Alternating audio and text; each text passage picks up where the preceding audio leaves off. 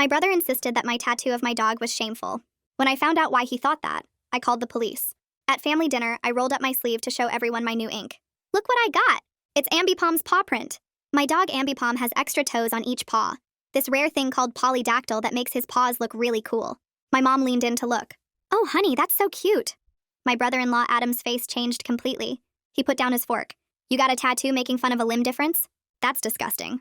I laughed because I thought he had to be joking. What? It's just Ambipom's paw. Adam shook his head. You're mocking disabled people. You should be ashamed of yourself. My sister jumped in. Adam's right. Someone with a limb difference could see that and be really hurt. I looked around the table for support, but my parents just looked down at their plates. It's my dog, I said, my voice getting shaky.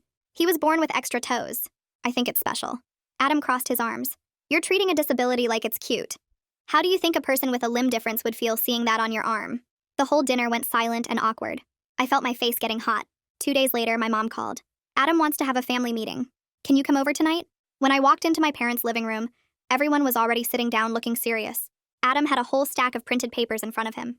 Thanks for coming, he said, like he was leading a business presentation. I think we need to talk about what happened at dinner. For the next 30 minutes, he read from articles about ableism and disability rights. He showed statistics. He had notes. My sister kept nodding and saying things like, exactly, and this is so important. My parents just sat there. Finally, Adam looked at me. Do you understand why what you did was wrong? I was looking at him like he had 5 heads. It's a tattoo of my dog. Do you need a brain scan or something? Adam looked at me like I'd just insulted his mother. What I need is for you to take accountability for your actions. He handed me his phone. This is a disability rights charity. You should donate to show you're serious about learning from this. I stared at him with a grin. I couldn't help but laugh. I'm serious. You must donate right now. You want me to donate for getting a tattoo of my dog? I pressed the phone into his chest and started getting up. No, you must donate. He waved the phone in my face. You want me to donate? Okay, fine. I took the phone out of his hand and donated exactly 1 cent. There, I did it. I pushed past him and walked out.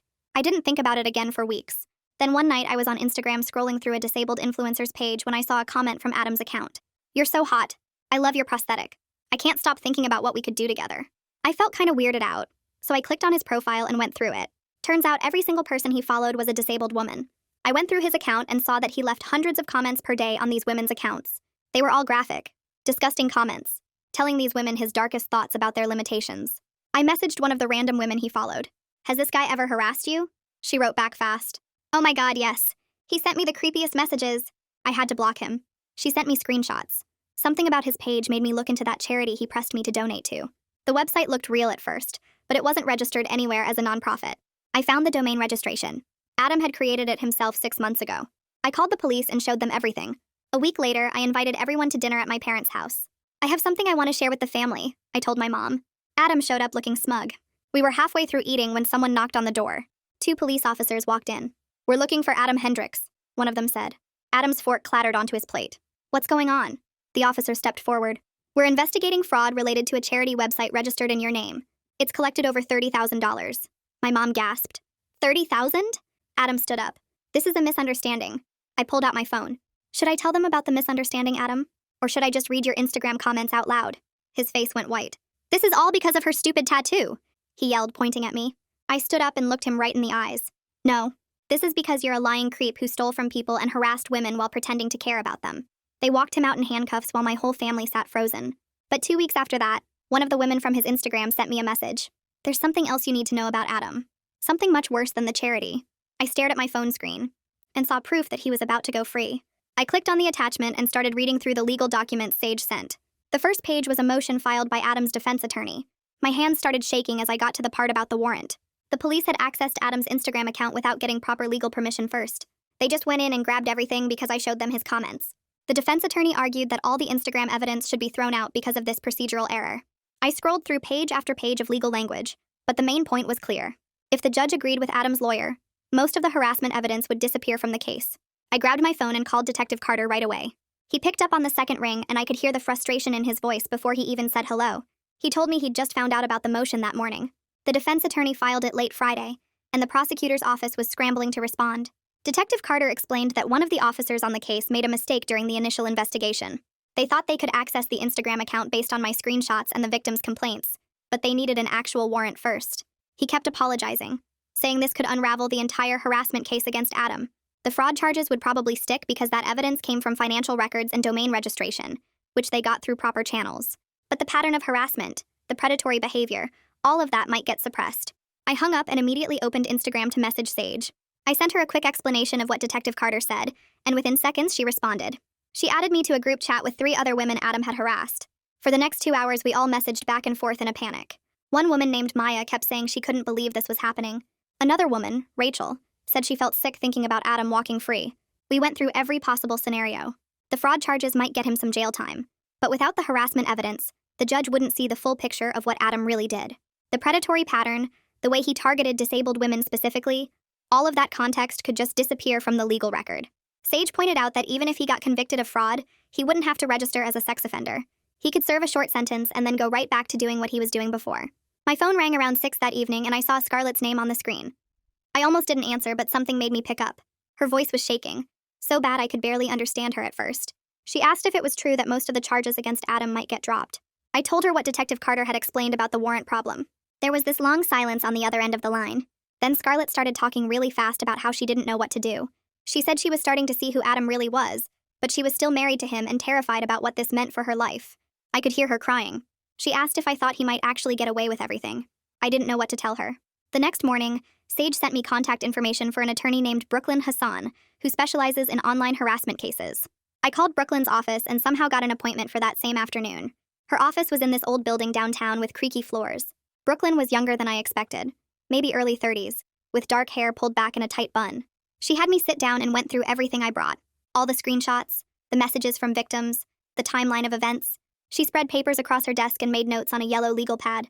After about an hour, she looked up and explained that even if the criminal charges got reduced, we still had options. Civil court worked differently than criminal court. We could file restraining orders based on evidence we collected ourselves. We could pursue public accountability measures that didn't rely on the suppressed Instagram evidence.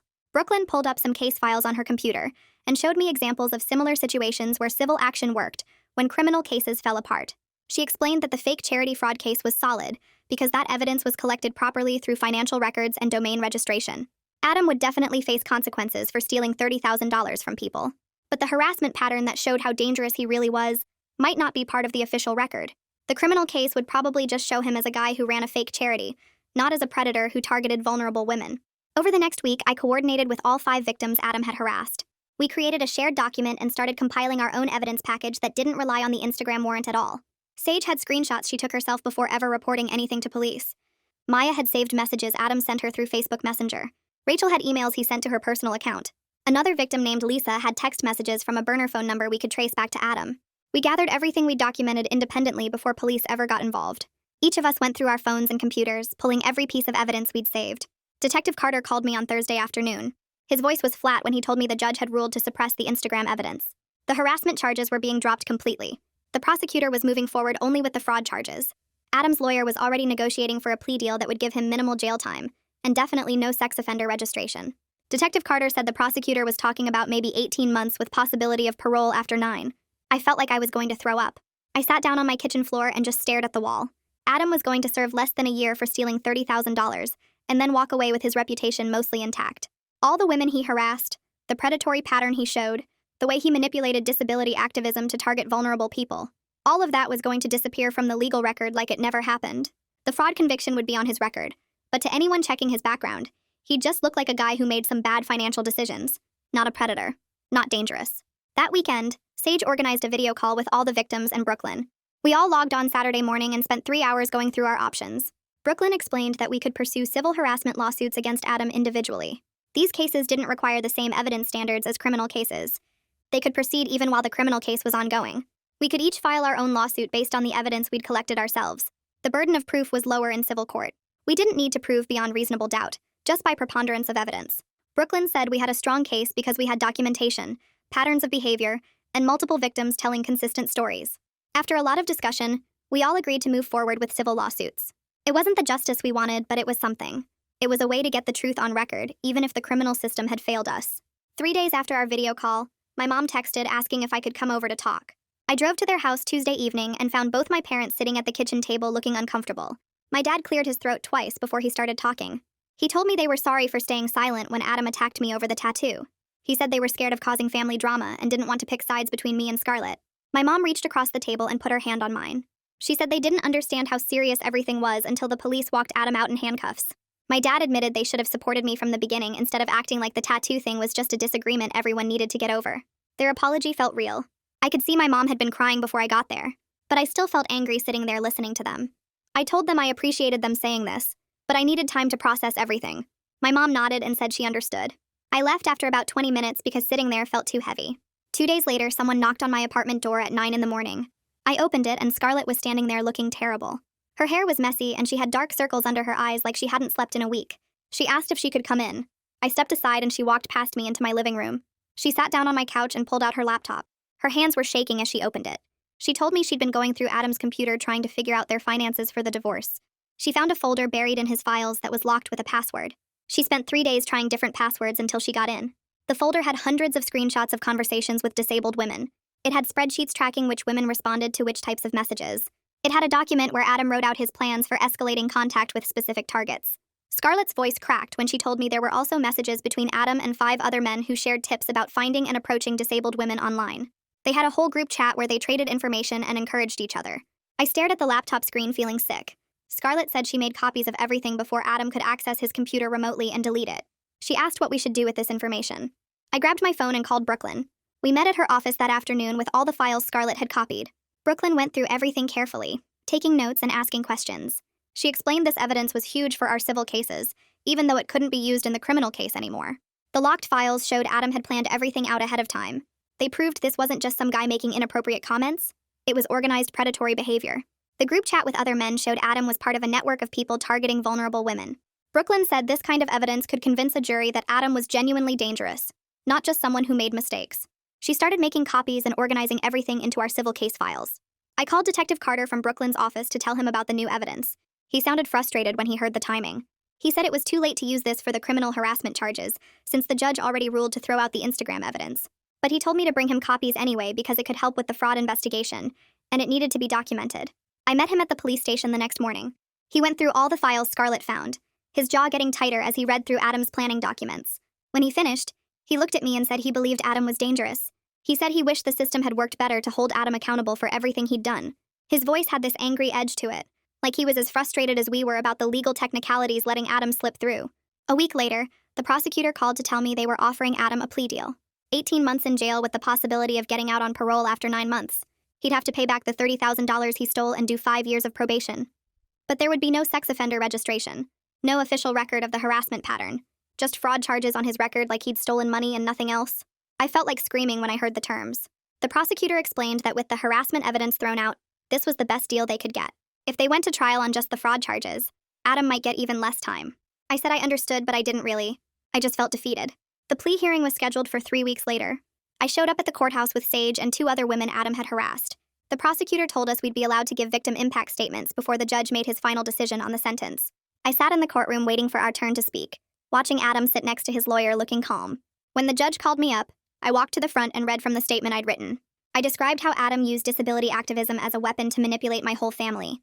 I explained how he attacked me over an innocent tattoo of my dog, while secretly harassing vulnerable women online. I told the judge that fraud charges didn't capture what Adam really did, which was prey on disabled women while pretending to care about them. I said the community deserved to know Adam was dangerous, not just someone who made bad financial choices. Sage spoke next. She described what it felt like to be fetishized and harassed by someone who claimed to be an ally. She talked about the psychological damage of having someone target her disability as a sexual object while using progressive language to make himself look good. She explained how Adam's behavior made her question every interaction she had in disability spaces, wondering if other people were secretly seeing her the same way Adam did. The judge listened carefully to both of us. He thanked us for speaking.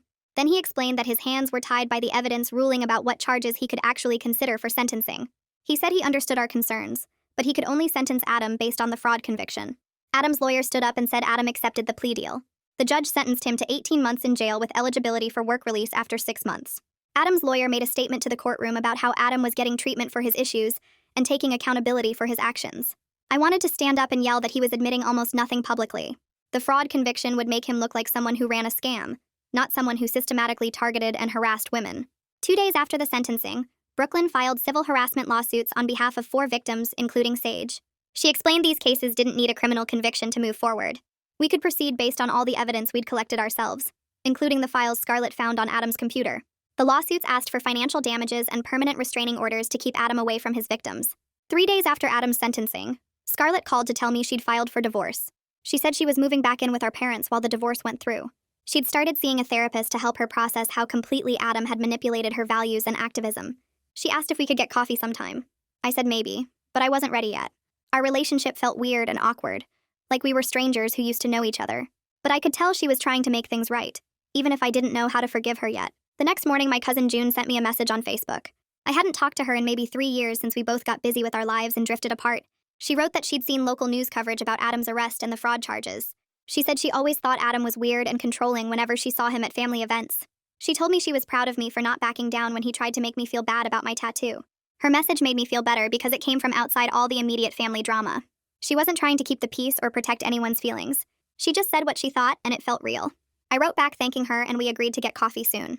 2 days after that, a woman named Luna Mahoney emailed our group through the contact form on a website Sage had set up for victims. Luna said she was a victim advocate who worked specifically with people targeted by online predators in disability spaces. She explained that what Adam did wasn't unusual or rare. She said predators often hide behind progressive language and activism to get close to vulnerable people. She told us they use social justice words as weapons to silence anyone who questions them. Luna asked if we wanted to start a support network for other victims, because she'd seen this pattern dozens of times, and most people never got justice. We set up a video call with Luna, and she walked us through everything she'd learned from years of advocacy work. She showed us warning signs that predators display when they pretend to be allies. She explained how they isolate victims by making everyone else feel like the bad guy for questioning their behavior. She said the fake charity thing was classic because it let Adam collect money while looking like a good person. Luna told us she could help us create resources that other people could use to spot these patterns before things got worse. Over the next month, I spent hours every week working with Luna, Sage, and 2 other victims to build an online resource about predatory behavior disguised as activism. We documented specific warning signs without naming Adam directly to avoid legal problems. We wrote about people who use disability rights language to control others. We explained how fake allies often have extreme reactions when questioned about anything. We described patterns like demanding donations to unverified charities or following only one type of person on social media. We made sure every example was educational and focused on behavior patterns rather than attacking individuals. The website went live 3 weeks after we started working on it, and within days we got messages from people saying they recognized these patterns in their own communities. Then Adam's defense attorney filed a motion to dismiss our civil harassment cases. The motion argued that we were harassing Adam by pursuing multiple lawsuits at once. It claimed our cases were just retaliation for the criminal prosecution, and that we were trying to pile on because we were mad about the plea deal. The attorney said we had no independent standing to sue and were just trying to hurt his client. Brooklyn responded to the motion within 48 hours. She filed a response that laid out exactly how each victim had independent evidence and separate claims. She showed that Sage's case was based on harassment that happened before anyone else even knew what Adam was doing. She demonstrated that the other victims had their own documentation and their own damages. She proved that each case could stand alone without relying on the criminal prosecution. The judge scheduled a hearing for 2 weeks later, and Brooklyn said she wasn't worried because the motion was weak and desperate. At the hearing, the judge took about 10 minutes to deny the motion to dismiss. He said each victim clearly had their own case and their own evidence. Scarlett's deposition for our civil cases happened 3 days after that hearing. She sat in a conference room with Adam's attorney, Brooklyn, and a court reporter for almost 4 hours. Brooklyn sent me the transcript later, and reading it made me feel weird and sad. Scarlett described how Adam slowly isolated her from me after the tattoo incident. She explained how he convinced her that I was the problem, and that supporting him meant being a good ally to disabled people. She talked about how he used articles and statistics to make her feel stupid if she questioned anything. She said he made her believe that family harmony was less important than standing up for disability rights. She described how he got angry if she talked to me privately, or suggested maybe the tattoo thing wasn't that serious. The testimony showed that Adam had manipulated her systematically over months. He'd used progressive language as a weapon to control who she talked to and what she believed. Scarlett cried during parts of the deposition according to the transcript. She kept saying she should have seen it sooner and she was sorry for not protecting me. My parents called me that same week to talk about how guilty they felt. My mom's voice was shaky when she said they should have supported me during the tattoo confrontation instead of staying silent. My dad said they were scared of causing family conflict and didn't realize how serious Adam's manipulation was. They told me my mom started going to therapy with Scarlett to work through everything. They wanted to understand how they'd enabled Adam by always trying to keep peace instead of standing up for what was right. My mom said the therapist was helping them see how their silence had hurt me and made Adam think he could get away with anything. I told them I appreciated the apology, but I needed time to really trust them again. The discovery phase of our civil lawsuits kept revealing worse and worse information. Brooklyn got access to records from Adam's fake charity website that showed over 200 people had donated. Most of the donors were disabled individuals who trusted Adam's claims about supporting disability rights. Some people donated monthly thinking they were helping a real cause. The total amount was actually closer to $35,000 than the 30,000 the police originally found. Reading through the donor list made me feel sick, because these were exactly the people Adam claimed to care about.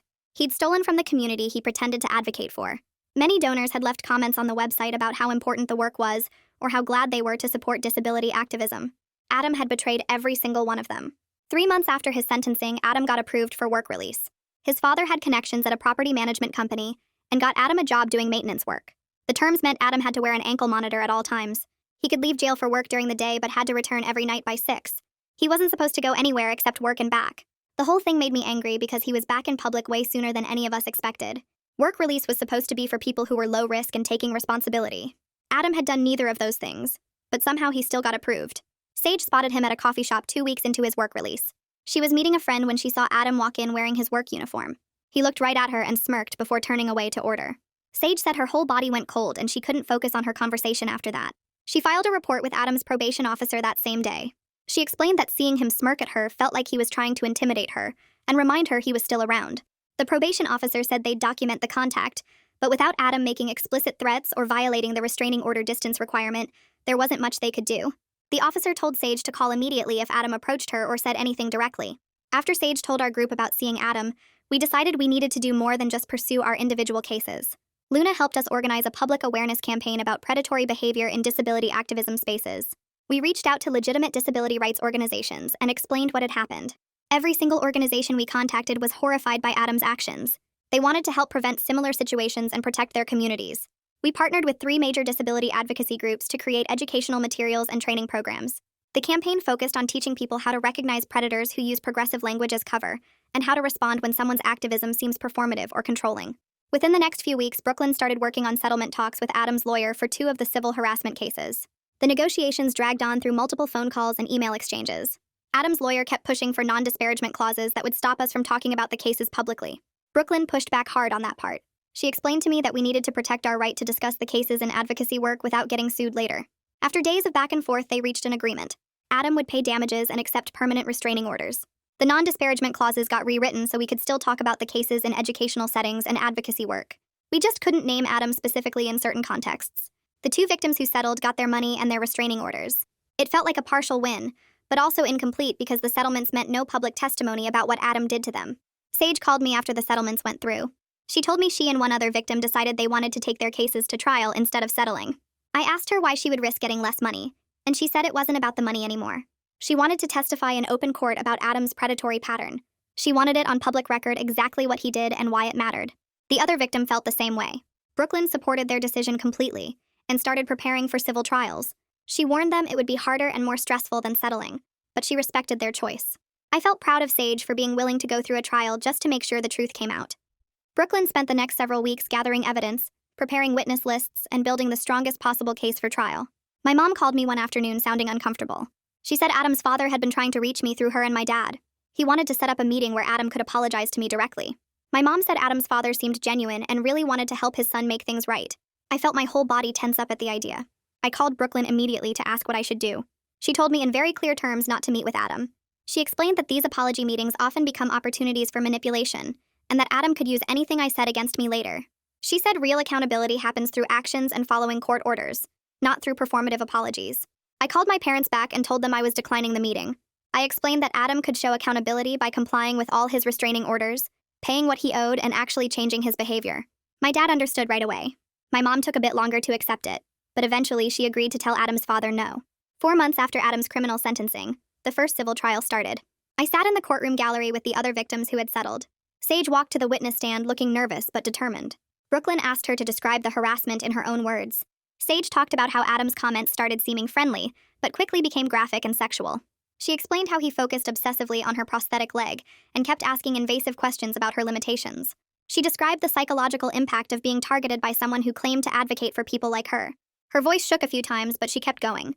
She told the jury about feeling unsafe in her own online spaces and having to block Adam on multiple platforms.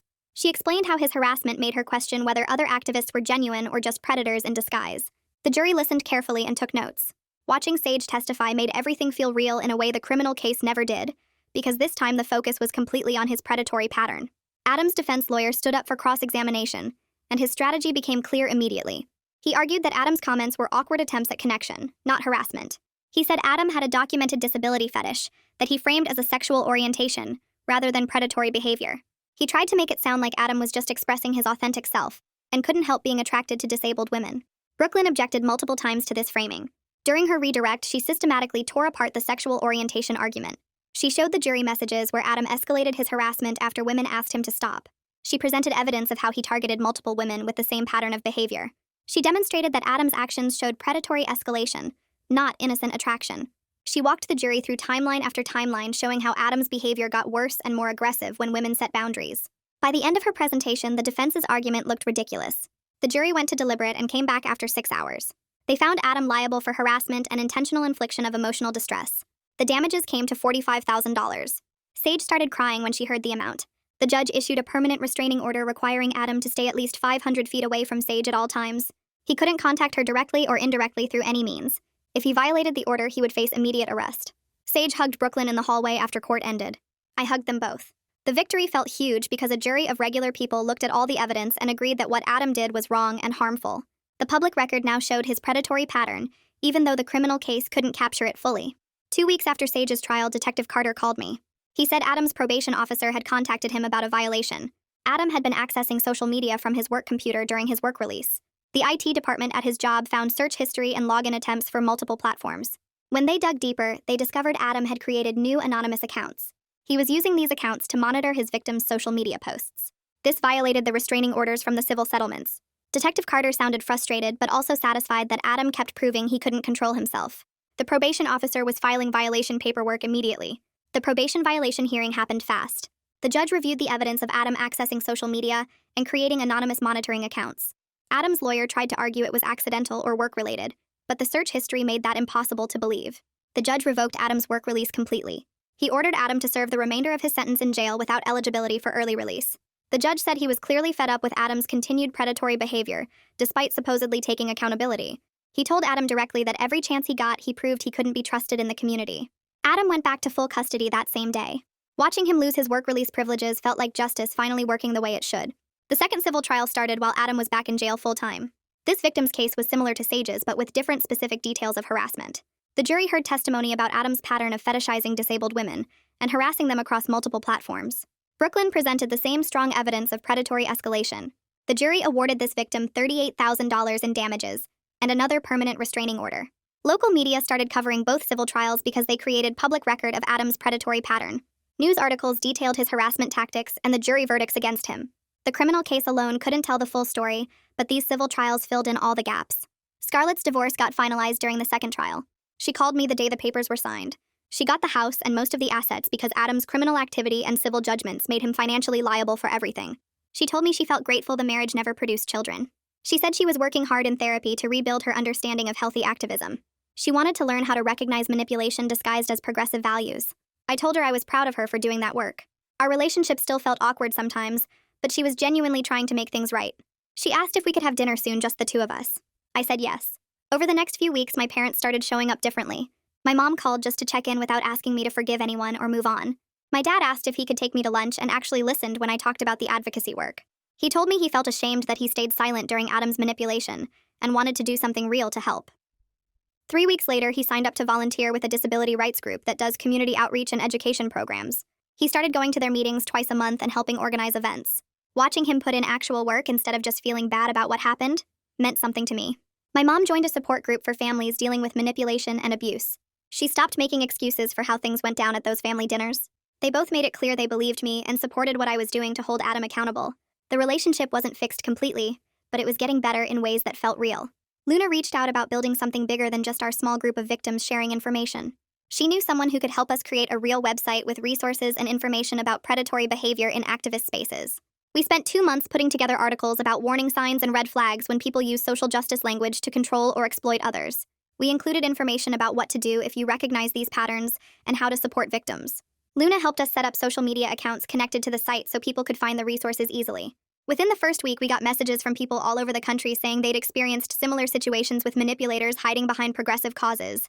Dozens of people shared stories about partners or community members who weaponized activism language to justify abuse or harassment. Reading through those messages made me realize how common this pattern was and how much people needed this kind of education and support. 6 months after Adam got arrested, I received an email inviting me to speak on a panel at a disability rights conference. The panel topic was online harassment and predatory behavior targeting disabled people. I felt nervous about speaking publicly, but Sage encouraged me to do it. She said our story could help other people recognize dangerous patterns before things escalated. I agreed and spent weeks preparing what I wanted to say. The conference was huge, with hundreds of people attending sessions about disability advocacy and rights. When I walked onto the panel stage, my hands were shaking, but I focused on why I was there. I told the audience about discovering Adam's Instagram comments and fake charity. I explained how he used disability rights rhetoric to manipulate my family and cover his predatory behavior toward disabled women. I emphasized that we need to believe victims even when perpetrators use progressive language and seem like allies. Several people came up to me afterwards saying they'd experienced similar manipulation or knew someone who had. One woman told me she'd been harassed by someone in her disability advocacy group and felt like nobody would believe her because he seemed so committed to the cause. Adam got released from jail after serving 13 months of his 18-month sentence. His lawyer got him out early for good behavior, even though that felt like a joke given everything he'd done. The release conditions were strict, though. He had to complete 5 years of probation with internet monitoring software on all his devices. He was required to attend therapy sessions twice a week and comply with all the restraining orders from the civil cases. He couldn't contact any of his victims or go within 500 feet of them. He moved 2 hours away to live with his parents in their house. Sage texted me when she found out about his release, and I could tell she was scared even with the restraining order in place. I felt angry that he was out walking around after everything he'd done to so many women. The system gave him back his freedom while his victims still dealt with the trauma he caused. Brooklyn suggested our advocacy group create a legal guide explaining civil options for harassment victims. She said a lot of people don't know they can pursue civil cases, even without criminal convictions. We worked together for 6 weeks putting together a detailed guide that explained restraining orders, civil lawsuits for harassment, and how to document evidence properly. Brooklyn wrote most of the legal content in plain language that regular people could understand. We published it as a free download on our website. Within the first month, over 5,000 people downloaded the guide. We started getting requests to translate it into Spanish and other languages. Several victim advocacy organizations asked if they could share it with their clients. Seeing the guide help so many people felt like we were turning something terrible into actual positive change.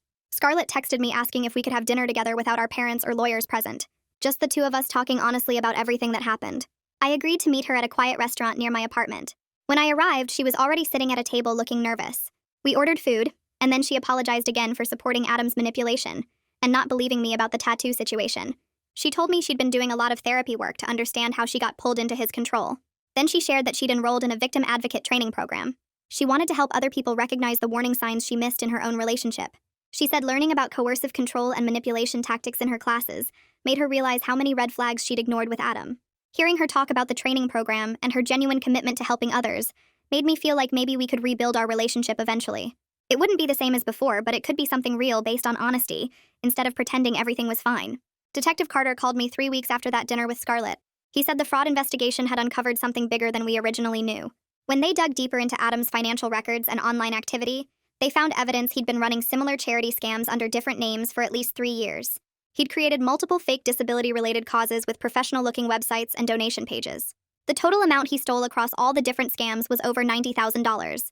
Most of the money came from disabled people and their families who thought they were supporting legitimate causes. Detective Carter sounded disgusted as he explained how Adam had systematically exploited the very community he claimed to care about. He said they were building a case for additional fraud charges based on this new evidence. The prosecutor filed additional fraud charges against Adam 2 months later. The charges covered the expanded investigation showing his pattern of creating fake charities over multiple years.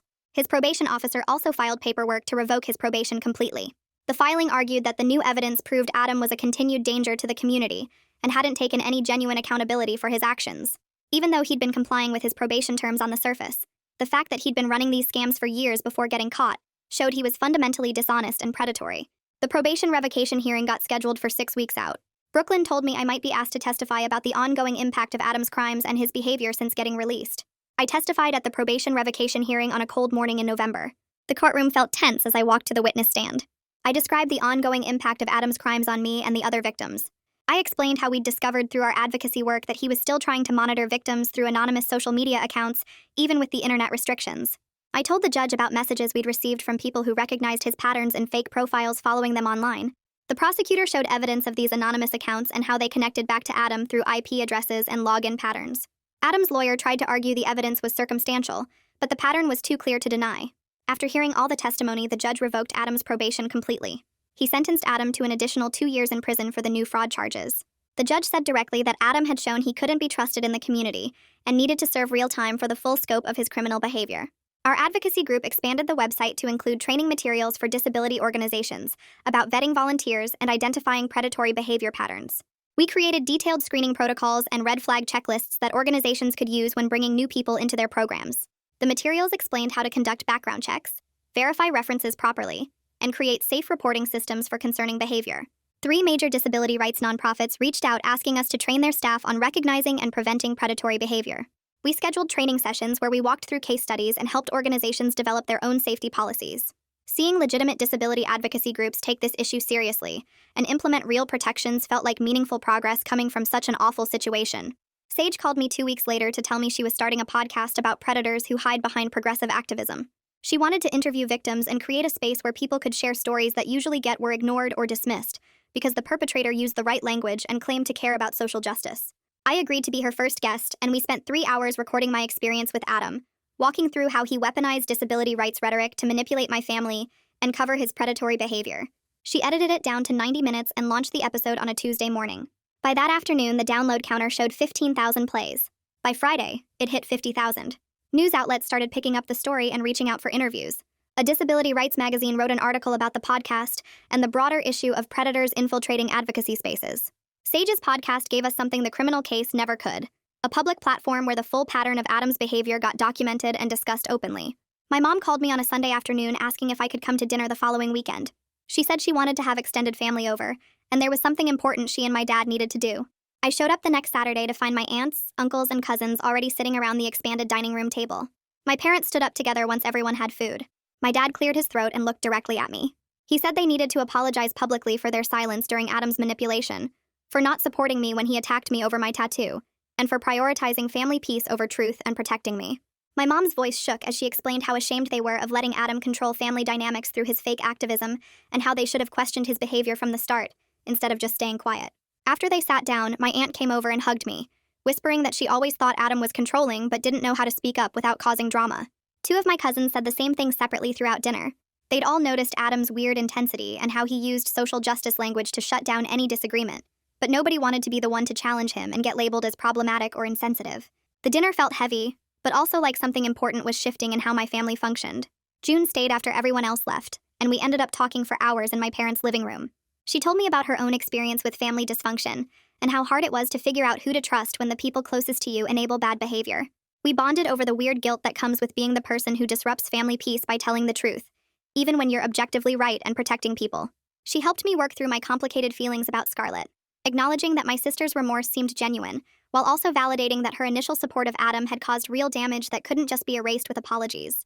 June became someone I could text when I needed to vent about family stuff without worrying about being judged or told to just get over it. Brooklyn sent me a detailed email breaking down Adam's total prison time after all the charges and sentences got calculated together.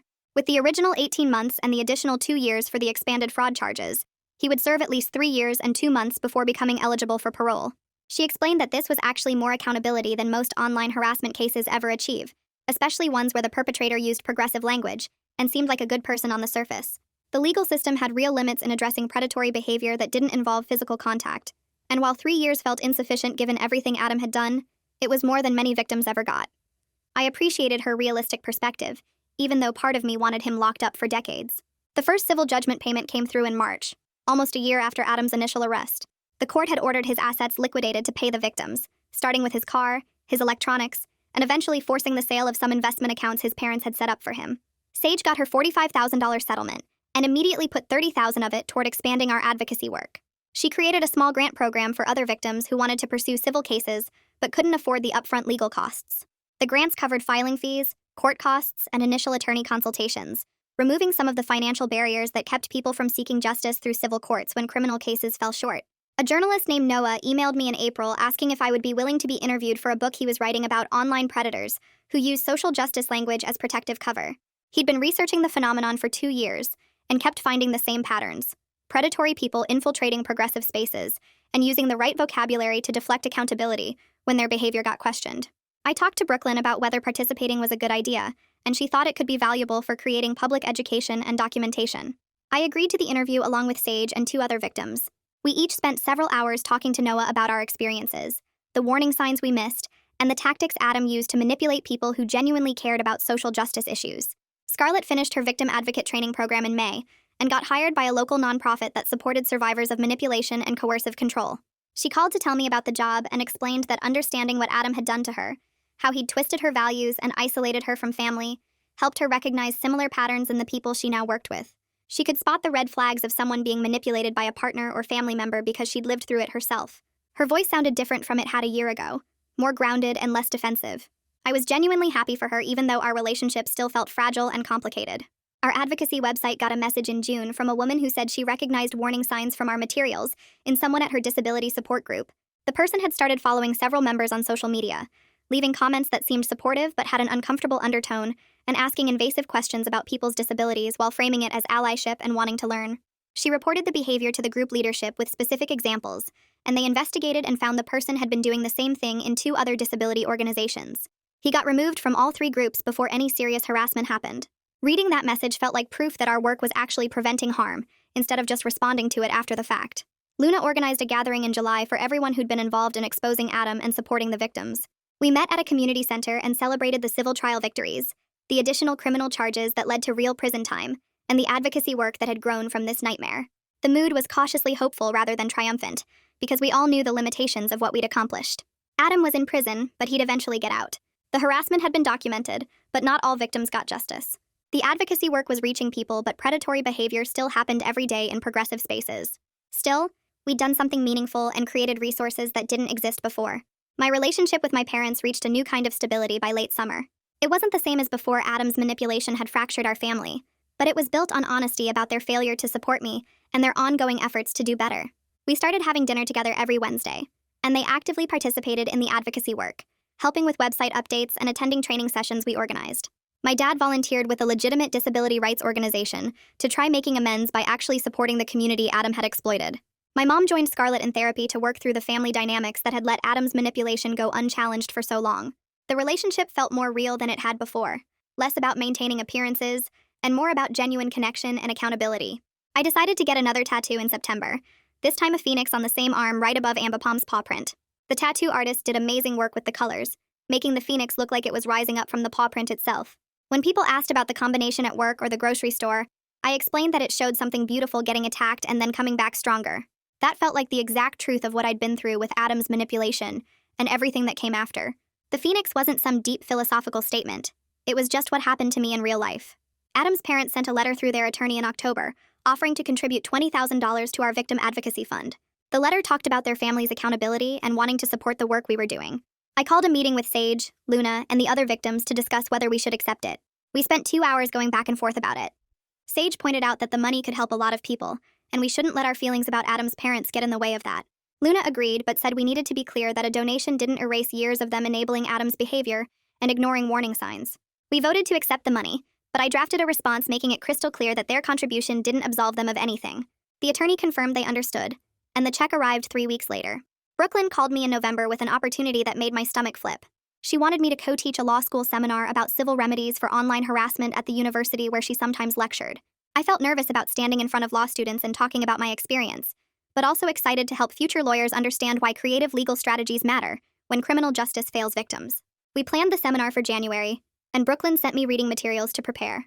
I practiced my sections in front of my bathroom mirror about 15 times before the actual date. Sage's podcast hit 100,000 downloads in December and got picked up by a major network that wanted to expand the show's reach. She called me screaming with excitement, and I could hear her jumping around her apartment. The network gave her a budget to interview experts about predatory behavior patterns, legal remedies, and prevention strategies. She started recording episodes with psychologists, attorneys, and law enforcement people who specialized in online crimes. 3 other victims from our group started their own advocacy projects after seeing what Sage built. One created an Instagram account sharing educational content about manipulation tactics. Another started a YouTube channel interviewing survivors. The ripple effect of our work kept growing in ways I never imagined when I first discovered Adam's Instagram comments. 1 year after Adam's arrest, our advocacy group organized a conference bringing together victims, attorneys, disability rights activists, and law enforcement. We rented a community center and promoted it through our website and social media. Over 300 people registered and showed up on the day. I gave a presentation about recognizing predatory behavior disguised as activism. Brooklyn led a workshop on civil legal remedies. Sage moderated a panel discussion with law enforcement about improving responses to online harassment. We established 4 ongoing working groups focused on prevention, legal advocacy, victim support, and education. The energy in that room felt powerful and hopeful in a way that made all the hard work worth it. I met someone at the conference who'd exposed predatory behavior in their own community, a guy who'd discovered his former roommate was catfishing vulnerable people online. We started talking during the lunch break and ended up exchanging numbers. Our first few conversations were mostly about advocacy work and legal strategies, but gradually shifted into more personal territory. We understood each other's wariness about trusting people and the complicated healing process after exposing someone close to you. The relationship developed slowly over months of coffee meetups and long phone calls. There was no pressure or rushing, just two people who got what the other had been through and wanted to build something genuine and safe. Scarlett called me in March sounding happier than I'd heard her in years. She'd gotten engaged to someone she met through her victim advocacy work, a therapist who specialized in trauma recovery. They'd been dating for 8 months and he proposed during a weekend trip to the mountains. She asked if I would be her maid of honor, then immediately added that she knew she didn't deserve my forgiveness, but hoped we could keep rebuilding our relationship. I said yes without hesitation. Our relationship still had complicated layers and probably always would, but she'd done real work to understand how Adam manipulated her and to make genuine amends. Being her maid of honor felt like acknowledging that people can change and relationships can heal even after serious damage. Detective Carter sent me an update about Adam's prison record in April. Adam had completed 2 years of his additional sentence, and his earliest possible release date was still 14 months away. The records showed he'd been written up multiple times for rules violations, including contraband possession and fighting with other inmates. He hadn't successfully completed the required treatment programs for his behavior, which would likely delay his release even further. The prison system wasn't perfect, and Adam would eventually get out, but at least he was facing real consequences and couldn't access potential victims while locked up. Our advocacy organization became a registered nonprofit in May, with grant funding to expand our work nationally. I joined the board of directors while keeping my day job, finding genuine purpose in turning my nightmare experience into systematic change that helped other people. We hired 2 part-time staff members to manage the website and coordinate with victims reaching out for support. The grants let us create more educational materials, host regional workshops, and develop partnerships with established disability rights organizations. The work felt meaningful in ways my regular job never had. The journalist's book came out in June and included a whole chapter about Adam's case as an example of predatory behavior disguised as activism. She interviewed me, Sage, and several other victims for the research. The book became required reading in several social work and nonprofit management programs across the country, spreading awareness to people who work in vulnerable communities. I bought 10 copies and sent them to disability organizations, law schools, and victim advocacy groups. Seeing Adam's predatory pattern documented in an academic context felt like creating a permanent record that would outlast all of us and maybe prevent future harm.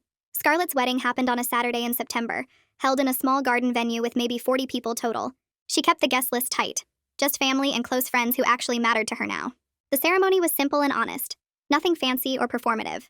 When she said her vows, she talked about choosing honesty over comfort and accountability over convenience, and my mom started crying into my dad's shoulder. My dad had tears running down his face too, which I'd only seen maybe twice in my entire life. After they were pronounced married, everyone moved to the reception area for dinner. I stood up to give my maid of honor toast and kept it short. I talked about how second chances aren't free. They're earned through hard work and genuine change. I said that rebuilding trust is slow and difficult, but worth it when both people are willing to do the work. I meant every single word. Scarlett hugged me afterwards and whispered thank you, and I hugged her back without any of the anger I used to feel. Our relationship would never be exactly what it was before Adam, but it was real now in a way it hadn't been back then.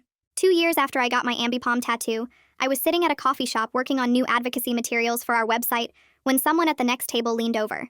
They pointed at my arm where both tattoos were visible and asked what the paw print meant. I told them the whole story, starting with the absurd accusation at family dinner and moving through the investigation, the predatory behavior we exposed, the legal battles, and the advocacy community we built from all of it. They listened carefully, nodding at certain parts, and when I finished, they said their friend was dealing with something similar, someone using progressive language to manipulate and control. I pulled out my phone and shared our website, our resource guides, and the contact information for the victim advocates we worked with. I watched them save everything and text it to their friend right there. This is what justice looks like now. Not perfect or complete, but real and growing and helping people every single day.